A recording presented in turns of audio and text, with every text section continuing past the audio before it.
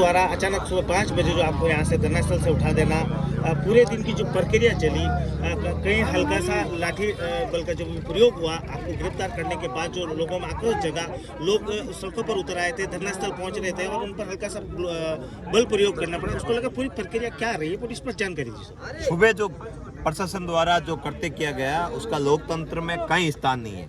शांतिपूर्ण तरीके से किसान अपने खेत में बैठे अगर प्रदर्शन करे या अपनी जमीन में बैठने का उनको अधिकार नहीं दिया जाए तो मैं मानता हूं इससे बड़ी प्रशासन की कायरता कुछ हो नहीं सकती। और उससे बड़ी बात यह है कि फिर अगर आपने इतनी हिम्मत कर ही ली इतना करते करने की तो फिर अपने स्टैंड पे कायम रहना था।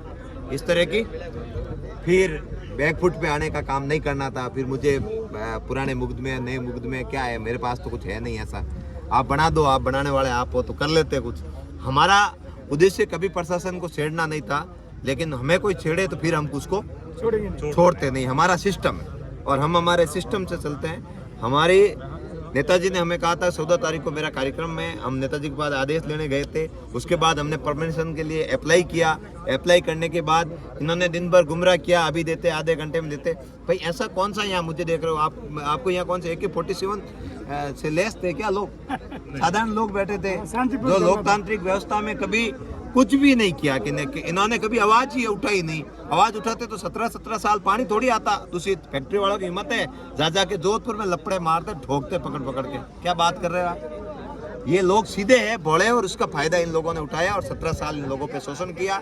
और अब शाम को राजी खुशी जैसे लेके गए वैसे वापस लेके आए और लोगों के बीच में आकर वार्ता की और निवेदन किया कि भाई आप 17 को कार्यक्रम करो, नहीं तो रक्षा अपने 15 अगस्त का त्यौहार है जो हमारा राष्ट्रीय पर्व है वो बाधित हो जाएगा।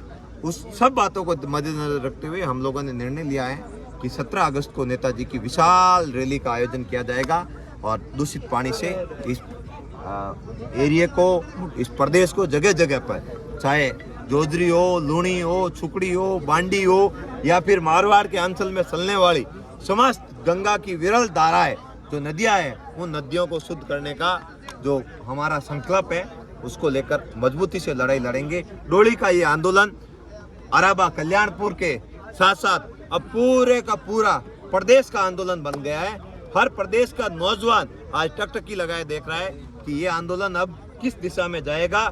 और इस तरह प्रशासन दबा रहा है, मतलब कहीं न कहीं बड़ा भ्रष्टाचार हुआ है और कहीं न कहीं धना सेठों के दबाव में प्रशासन और राजस्थान की सरकार मजबूर है, क्योंकि इन्होंने बड़ा चंदा जो लिया था उसका हिसाब उन बड़े धना सेठों से करना है जो अवैध फैक्ट्रियां चला रहे हैं। आप सभी बंधुओं का बहुत बहुत धन्यवाद, विशेष धन्यवाद मातृशक्ति का जो बड़ी संख्या में मौजूद रही।